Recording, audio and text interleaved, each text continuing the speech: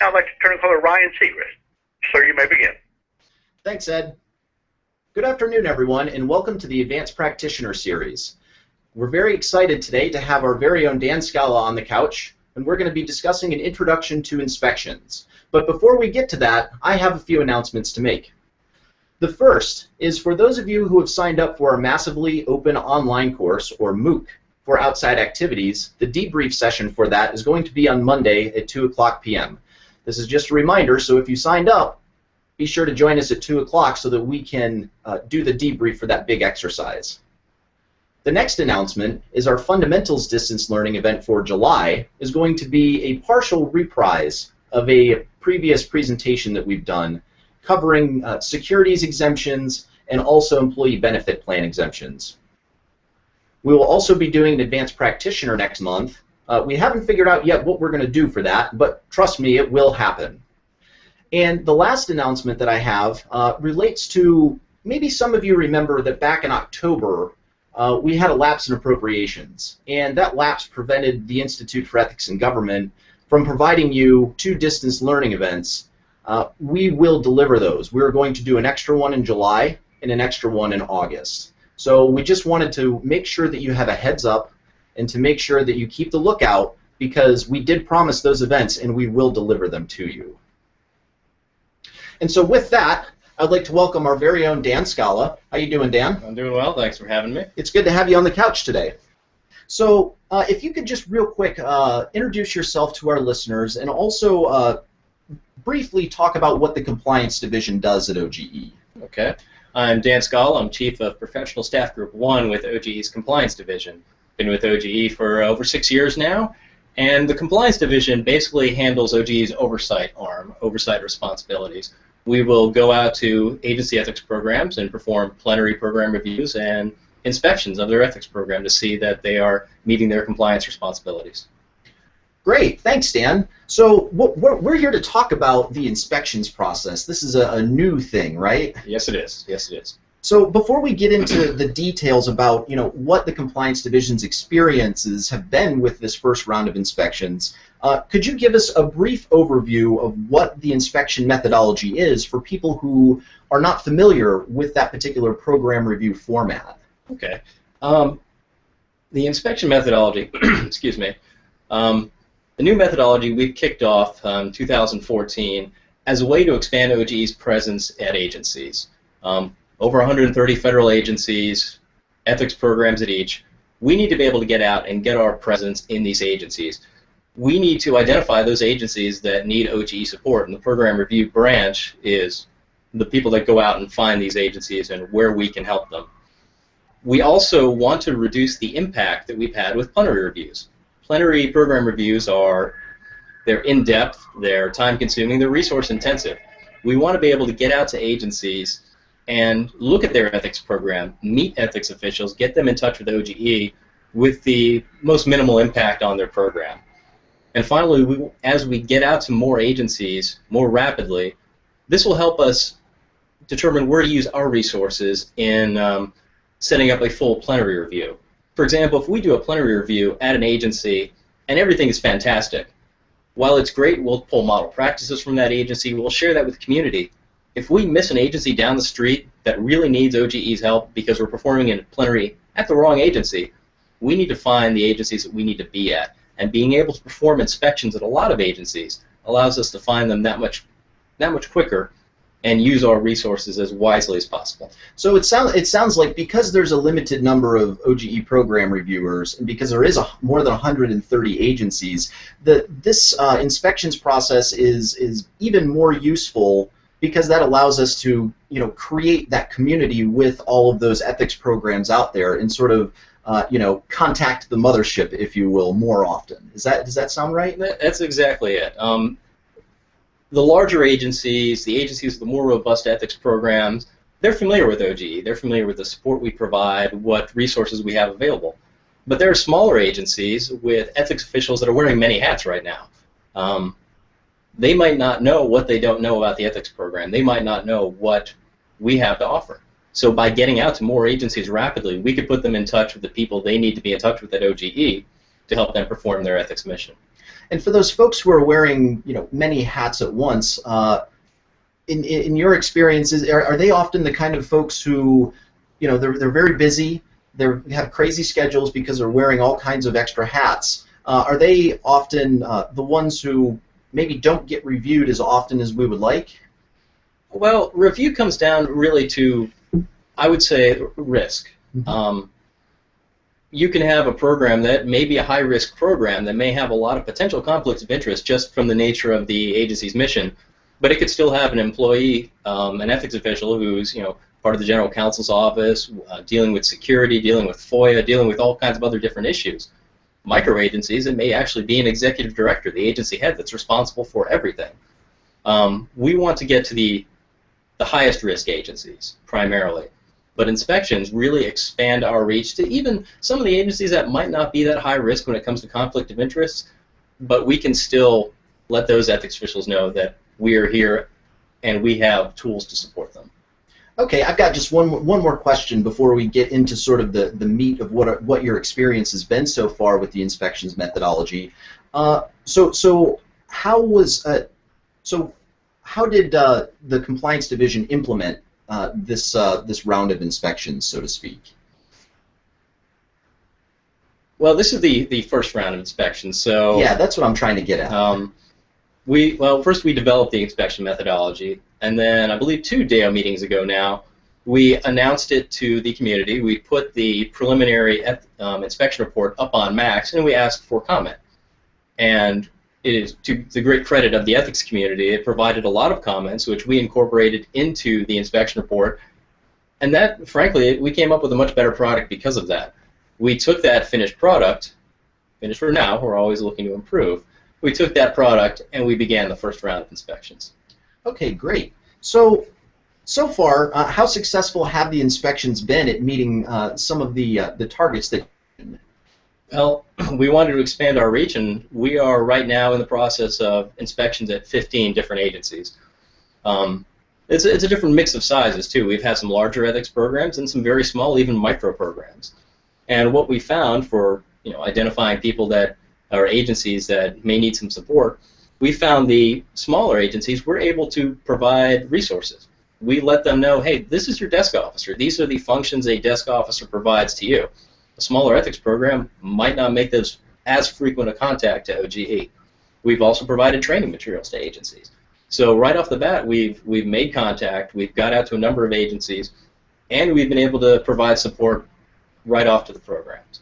So it sounds like for those larger agencies that do have very robust programs, some of them even have their own program review functions. It sounds like you've been getting out to some of these smaller and even micro agencies and been able to not just do the program review function, but also fill sort of a consulting role with them.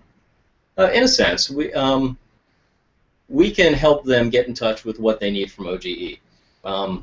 It starts primarily with the desk officer. The desk officer is typically the first point of contact for an agency's ethics office in OGE. But it's not limited to that. If there's a training need they might have, we may have training available that they don't know about, or we could put them in touch with someone who does have training they can use. I was a desk officer years ago. I still get the occasional phone call from DAOs and ADAOs that I worked with, and they may have a compliance question. So the entire OGE staff is available to help, but we just want to let these agencies know that you can reach out to us. Right. There's a whole universe of things that if you're in constant contact with us, you'll know about. But if you haven't seen us for 6 or 7 years, staff turnover can just make that sort of institutional knowledge of where to go for help go away. Exactly. And smaller agencies, smaller programs might not need to contact us as frequently. And as such, that I guess the knowledge is lost. They don't realize that you have a big support network here at OGE to help out. So, how's the inspections process worked for the first round? Well, the reception has been really positive, and I again have to thank the agencies that we've been at so far for that. This is of course a work in progress. This is our first round of inspections, so kudos to the ethics community, the agencies we've seen, for really working with us on this. The experienced ethics officials we've encountered, they appreciate the streamlined process. We get our information, we put together a report, and we leave. it's a very rapid turnaround. While the smaller agencies, the agencies that may not contact us as often, they appreciate that introduction to OGE. This is a chance for them to get to know the oversight side of the ethics program, the agency that actually exists to support them. And also, in the vein of getting to know what you don't know, it allows us to assess their program for them. They've welcomed us with open arms, said, please tell us what we can do to improve this program. And that gives us the opportunity to look at everything and say, this looks good, or here's something we can provide some help on. Now, is that just like the very nuts and bolts things, like how does your financial disclosure review process look, or is that also getting into higher level the identifying and mitigating organizational and reputational risk type things? Well, inspections really focus on core compliance issues. It's more of not exactly how an agency achieves compliance. We're not looking specifically during an inspection at systems, processes, procedures. We're looking at the bottom line. Is an agency compliant? Is it not compliant? The inspection report is relatively black and white. Does it? Doesn't it? Is there a percentage attached to a particular financial disclosure timeliness aspect? For a plenary review, we would look into the entire ethics program, a really broad look at compliance and how an agency got there. Unfortunately, those are timely. Those are time-consuming, they're resource-intensive. This actually leads me into my next question, which is, what are the differences that you've seen between the inspections and the plenary reviews? So you've already mentioned that they're very time-consuming and resource-intensive. Could you expand on that just a little bit? Well, the plenaries are time-consuming, whereas an inspection is a lot less resource-intensive. There's a much shorter turnaround time on inspection. We ask agencies to provide pre-inspection materials in about 2 weeks from the notice of inspection. We've received materials in a week. We've received materials in a few days. Agencies have actually requested we come on site sooner than we initially scheduled because they're ready for us. It doesn't take a lot of work to get ready for an inspection. As I mentioned earlier, inspections are results-focused. While plenaries look at the broadest range of compliance, inspections look at those really critical compliance elements. Is an agency compliant with its financial disclosure requirements? Is it meeting its education and training requirements? The beauty of inspections is we get this data very quickly, and we can determine rapidly where OGE can assist an agency, up to and including determining an agency may need a plenary review. It may be a case where we need to stop looking at just the core compliance elements and really look at the process, the procedures, the systems, the ethics program as a whole to find out where a vulnerability is and how we can help. Okay, so maybe an analogy is going in for an annual checkup is sort of with your doctor is sort of like an inspection, whereas like a full-on physical would be like a plenary review. That would be accurate, yes. Okay. So you mentioned that there's less resources and time involved with the inspections. What is the full impact of an inspection on an agency's operations? Well, if you ask an agency, it's still probably pretty intensive because we are taking time away from their mission. But compared to a plenary, there's far less impact. We may be on site 1 to 2 days versus a plenary, we could be on site a week or more. Wow. The materials for an inspection, we're requesting less of them, and they should be readily available. A master list of financial disclosure filers, education and training materials. And we also provide a blank inspection report to an agency prior to the inspection, so the agency will be able to look at that and anticipate any questions OGE might have. If they have a particular strength, they can call that out to us ahead of time, and if they have an area where they have an ethics program weakness, a vulnerability, they can let us know that ahead of time so we don't have to wait till we show up on site, have a long conversation, try to find out more information about how we can help. We'll know ahead of time, so by the time we arrive on site, we'll have addressed the issue. And for any other agency that's interested in doing a self-assessment of their program, the inspection report form, the blank form, is available on OGE's MAX webpage. Concurrently, because people are wearing different hats, during the inspection process, the agency is still, the ethics officials are still performing their function. They're still doing financial disclosures now that we're in public filing season. They're still answering advice and counsel requests. And they're still wearing all their other hats. This gives us the opportunity, while they do that, to compile the data that they may see, but they may not actually have on hand. They may look at their financial disclosures and say, oh, well, here's a new entrant that filed a bit late. Do a dozen more up, here's a new entrant, but they don't have all that information oftentimes right at their fingertips. While they're doing their ethics job, we're compiling all that information, so we can basically report out, here's what we found, here's the trends. It's a really streamlined report. The results are really clear, and if we find something that needs action, it's very clear, it's very granular what action needs to be taken. We don't want ethics programs to spend their resources addressing something that doesn't need to be addressed. Inspections give us a very streamlined route to getting to that. So it sounds like inspections really, though there is some impact, the impact is smaller and it's a much more laser focus that allows an agency to fix something much quicker in a much more efficient manner than what's been done in the past. Exactly. In the past, it will be a much, and I say past, I shouldn't say past, because we're still conducting plenary reviews. Cabinet-level agencies will receive plenary reviews, as will other agencies, if the results of inspections dictate that maybe we should look at a plenary. But it is more of a laser focus. We want to be able to identify what needs to be worked on, if anything needs to be worked on, and give the agencies the tools they need to take care of it. Okay. So let's say that I'm in an agency and I receive a phone call. What can I expect if you call me up and say you're going to get a notice of inspection? Well, you will receive a formal notice of inspection letter as the DAO. But the agency head, the IG, if applicable, will also be copied on that letter. And we'll send you a short questionnaire and a request for materials. Questionnaire is about 12 questions, and it's basically administrative, trying to determine the administrative side of your ethics program. The request for materials is a little bit more in-depth, and that's going to give us the pre-inspection information we need to assess some financial disclosure requirements, some education and training requirements.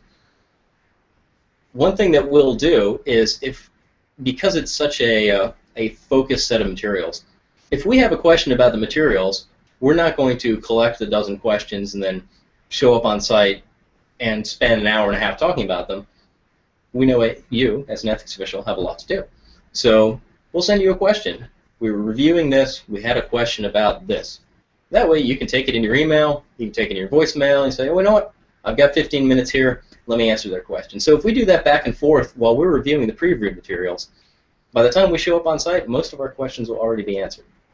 Now, when we get on site, we're going to have a nice meet and greet. That's one of the keys, is getting out and getting to know ethics officials. Mm-hmm. We want to have that relationship. So, like I still get calls from agency ethics officials now, I want to get calls 3 years from now from people that I'm inspecting today and in the next quarters to come. We'll take a look at agencies' financial disclosure records. We'll take a sample. We'll look at how they're stored. We'll make sure they're destroyed in accordance with retention requirements. And we'll do a brief interview to cover anything we might not have already taken care of in the weeks leading up to the inspection. And also, I encourage ethics programs to invite their leadership to talk to OGE about inspections, about the ethics program in general. We would love to have that interaction.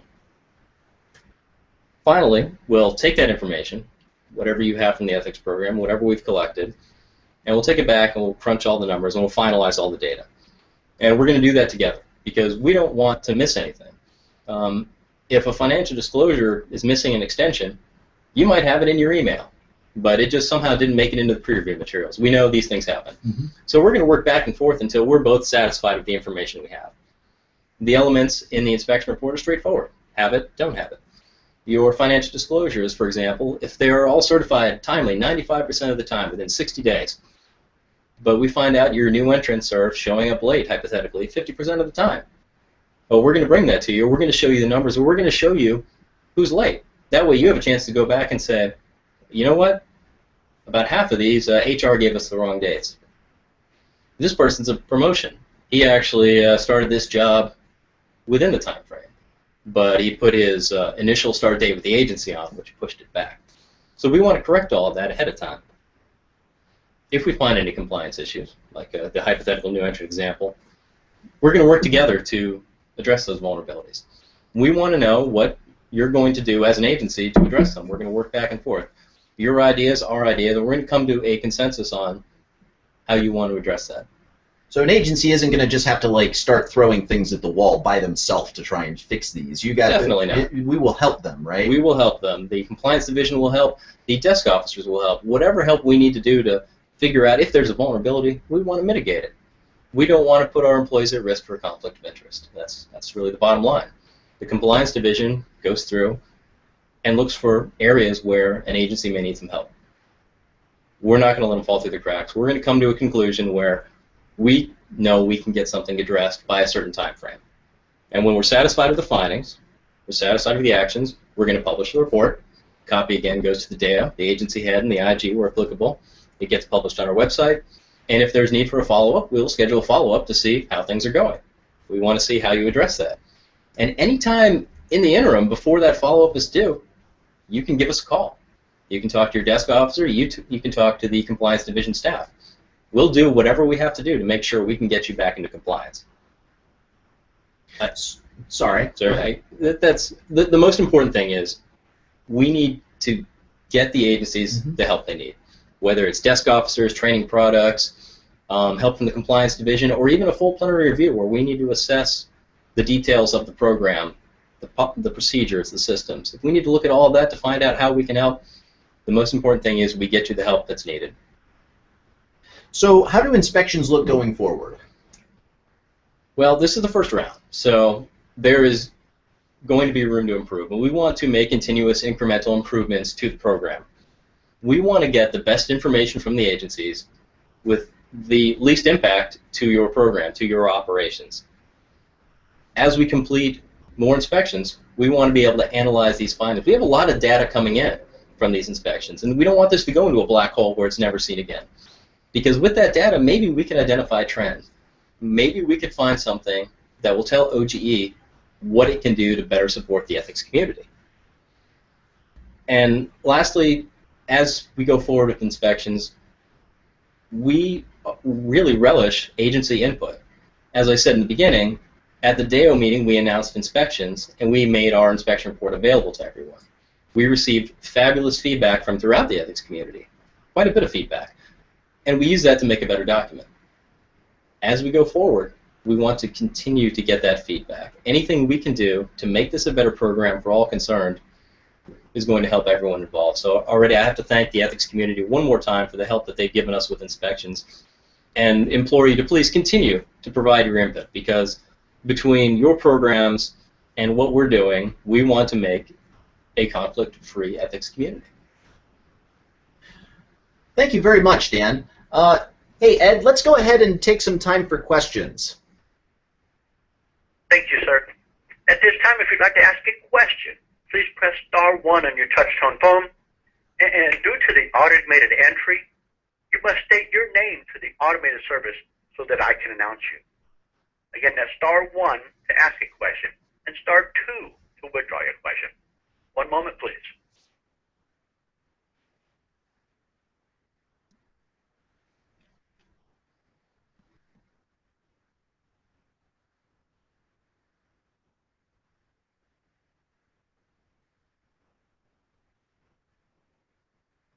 Again, that's *1 if you would like to ask a question.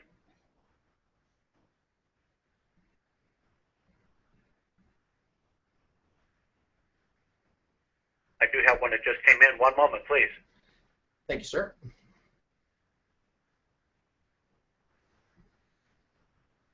It'll come from Larry Wild. Sir, your line is open. Thank you. Will there be a schedule of the inspections announced, for the upcoming year, or do you just you find out you're going to have an inspection when you get a call? Currently, there are no plans to have a schedule of inspections. That's actually kind of the point of inspections. We want to be able to pop in quickly and see your ethics program as it is. And then we can make our quick assessment, determine if there's anything we need to work on together, and then move on from there. But currently, there is no plan for an inspection schedule to be published.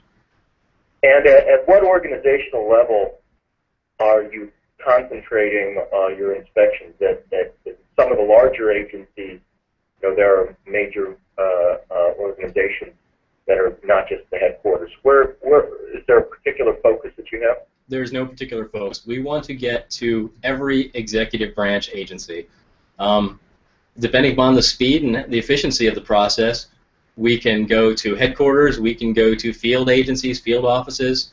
We can get just about anywhere with inspections. We have that potential. Thank you. You're welcome. Thank you. At this time, I show no further questions. Okay, let's go ahead and close the question time down, Ed. And I've got a couple of other things that we need to take care of just real quick. We do have one question on the Google Plus page. Joseph Terrell is saying, "Are there two inspections forms with There are two inspections forms with similar titles. Which one is the correct one?" Well, that's a good question. We'll have to take a look at that and figure out which one's on there. One of them may not have come off when it should have. But there is an inspection report form. They should both be titled inspection report form, but we'll make sure the current one is up on Max. And before your inspection, if you are selected for inspection, we will send you a copy of the most current form. Thank you. Okay, so just a couple of things to wrap up real quick. You may recall last month we started a new feature here on the Advanced Practitioner Series, and we called it the Archive Dive. Well, someone much more savvy and younger than us at the Institute for Ethics and Government pointed out that what we were really doing was something called a Throwback Thursday. And so I just want to let you know that the Archive Dive is now called the Throwback Thursday. And last month we asked you a question. We asked you when is the earliest instance of the words direct and predictable appearing in federal ethics law and policy? At what point did it start to enter the lexicon, so to speak? And the answer to that, which we promised to answer this month, was, if you may recall that 18 U.S.C. 434 is a predecessor to 18 U.S.C. Section 208.